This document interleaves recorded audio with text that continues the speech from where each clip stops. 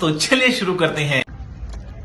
Welcome छ my भलगमा सबैजनालाई साथीहरू। अहिले चाहिँ म पशुपति मन्दिर आइरहेको छु। त्यहाँ चाहिँ मसँग एउटा दाई हुनुहुन्छ, एउटा दिदी हुनुहुन्छ। त्यहाँतिर म अहिले पशुपति गेटदेखि भित्र छिरिसकेको छु। तपाईहरूलाई यहाँ काठमाडौँको टप 10 सबैभन्दा काठमाडौँकै ठुलो मन्दिरमा जान गइरहेको छु। सबैजनाले मेरो भलगलाई माया गरिदिनु होला गाइस हैन।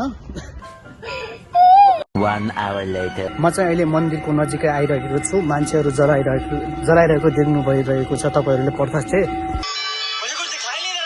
2 moments later. दाई दिदी अनि नजिकै आइरहेको छु। मान्छे जलाउने ठाउँ नजिकै हेर्नुहोस्, मान्छे जलाइरहेको छन् वारी साइड।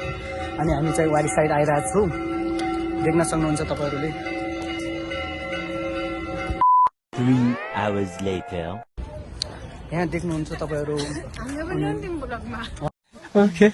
उहाँ दिदी हुनुहुन्छ।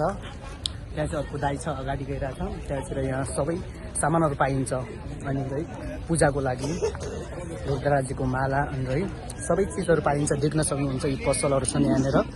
यता यस्तो यस्तो पसलहरू छन्, यहाँ धेरै पसलहरू छन् है। सबैजनाले मेरो भलगलाई लाइक, कमेन्ट, सेयर, सब्सक्राइब गरिदिनु होला।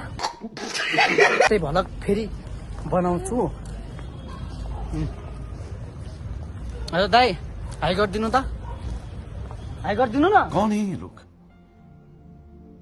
कहाँ से आते हैं?